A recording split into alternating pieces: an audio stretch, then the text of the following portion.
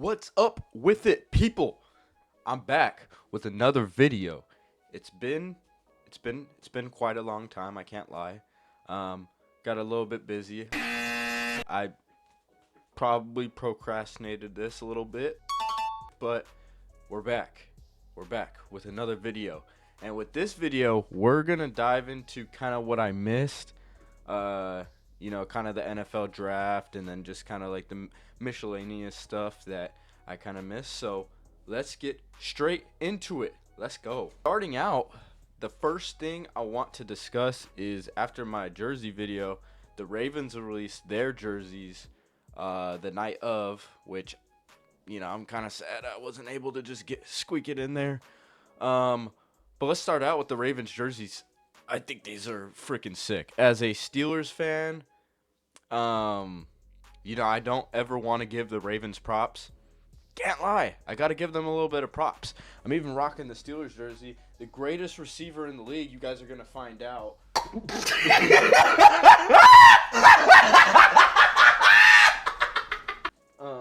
Roman Wilson just changed his jersey number to number 14. Ready to go cop that jersey. You guys are going to find out real soon how good of a receiver he is. Oh, brother, this guy stinks! I don't want to hear nothing in the comments. But these jerseys are absolutely sick. I love the black jerseys. I think the helmets, greatest helmets in the league now, with the red eyes and the logo, the all black, it's sick. I mean, I don't think you can do anything better.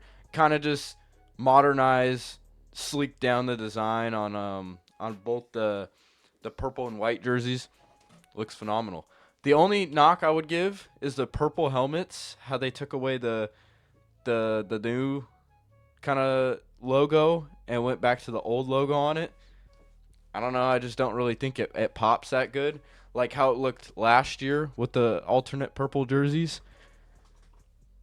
You can't go wrong.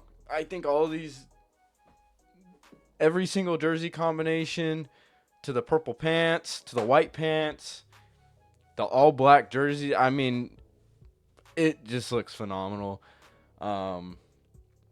These might be the best jerseys in the league. At least it has to be top 5 easily. I think the black jerseys might be the best. I'm a fan of black jerseys, and I think these just look sick. So these are fire. These are gas. Round of applause. Ravens really nailed it. Now, the NFL draft. I think it was very interesting. I think there was a lot of guys that I thought would go higher and just didn't. There's a couple teams I want to talk about that did very well in the draft this year. So let's get straight into those teams. So I think when you talk about teams that really need something and really just need to revive the franchise, I think the Raiders won this draft by far, easily, no doubt about it. You get the number 1 overall pick, you go draft your franchise guy in Fernando Mendoza.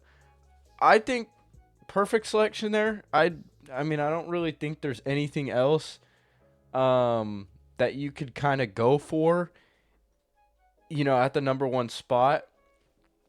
So I think it's a perfect pick. That's who you have to get. Day 2 and day 3 were very strong draft periods. You go and get Treydon Stukes, the safety, very versatile guy. And then you go and get Kieran Crawford. Just 2 really solid picks there. And then my steal of the draft is Jermod McCoy out of Tennessee. Great player. Phenomenal player. Obviously, we know he dropped because of the torn ACL. But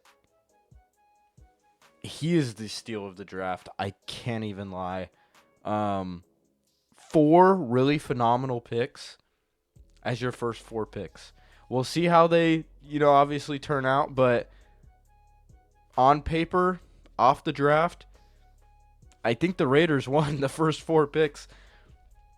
I don't really think you can do anything better than that. Um, you know, just 3 or 4 really solid draft picks there. Another team that I felt like did pretty solid is the Dallas Cowboys. Went and trade up to go get Caleb Downs, and then also got Malachi Lawrence in the draft. Two solid guys. I think Caleb Downs is probably going to be the forefront of this defense. Hopefully in time will tell. They also got Jashawn Barham from Michigan, edge rusher. So 3 solid pickups. I'll talk about my Steelers in the draft. I think that, on live television, it's very, very, very, very, tough to see, as well as hosting the draft. I think it's really hard to move past the fact that you called Mekhi Lemon, Eagles moved up, and then basically stole your pick. I think it's a blessing in disguise. I think you go and get what you really need. I don't really think we needed a receiver. I don't think we do. I think we have 3 pretty solid receivers on the team. Roman Wilson obviously needs to prove himself, but Michael Pittman Jr. and DK Metcalf complement each other very well. Both physical, deep threat players. And then you got a speedy guy in the slot. You just went and got Jermaine Bernard from Alabama. You have 4 really solid receivers on the team. And I wouldn't be surprised if one of those guys, undrafted free agents or, possibly, a guy you go and pick up in free agency, goes and makes a splash play. And now you got 5 guys that you can rely on. And you still have Ben Skoranek too, which I don't really think is a passing threat, but 5 or 6 quality guys that you can throw out there. Max Anachar from Arizona State, great pickup. And then you go get another splash play in Jeremy Bernard, and Dalen Everett, corner.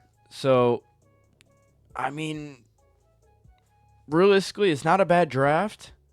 I think they got the guys that they need. I can talk more on my team because I know specifically what players need to go where. I think the Steelers really did have a sleeper draft. I don't think we had the best draft, but I think we got the guys that we needed, and that's all you can ask for. The defense is already solid, I think the offense just needs a little bit of pickup. Obviously, we don't know what's going on with Aaron Rodgers. I've been hearing that, there's a possibility he goes to the Cardinals, where I don't know why you would do that at all. Like, come on, dude. You want to win a ring, and then you're going to go to the Cardinals, who already fight in one of the hardest divisions in the league.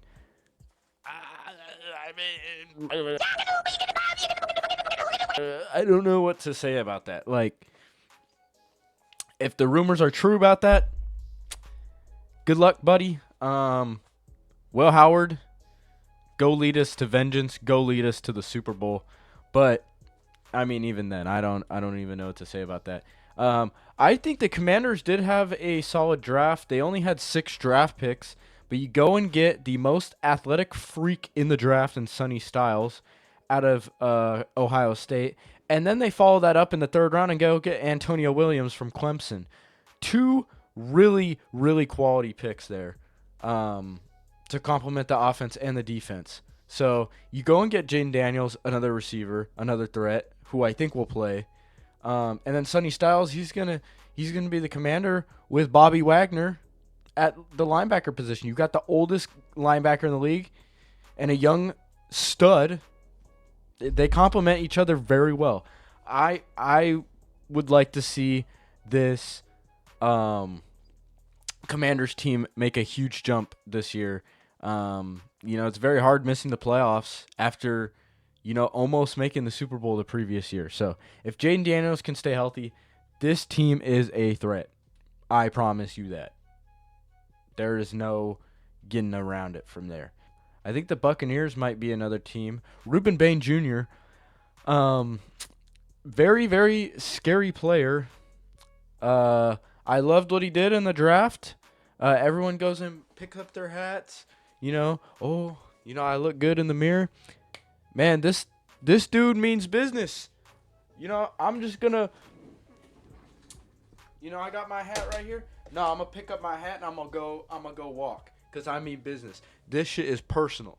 The Tampa Bay Buccaneers select Reuben Bain Jr., linebacker, Miami. So, Reuben Bain Jr., I think he's going to be a very scary player to watch out for, in the coming seasons. He's hungry for this, and I'm ready to see him play football after what I saw from the NFL draft. So, yeah, I thought this draft was very interesting. Thought a lot of guys who were supposed to go high dropped.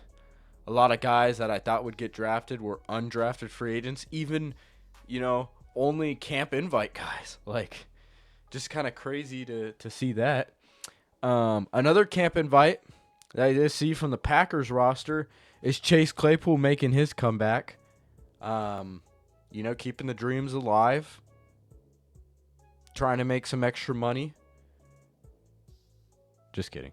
But, I'd like to see him get a shot with the Packers if it does come down to it. As a Steelers fan, I would have loved to see him for a couple more years. Unfortunate how things worked out. But I think he's a guy that could play still. I guess we'll have to see with what happens with that. Just scrolling through the list of teams here. Looking at some the Broncos. Forgot about this. Drafted Jonah Coleman in the 4th round. He is a very solid running back. I want to see if he's able to play. Very good running back out of Washington. So, would love to see his skill set in the NFL. I don't know why the Rams selected Ty Simpson with the 13th overall pick. I know going into this draft, the GM or one of the guys in the front office with the Rams told Ty Simpson, enter this draft, you're a first-round guy, and they do select him. I just don't know why you do that. I don't think he's that guy.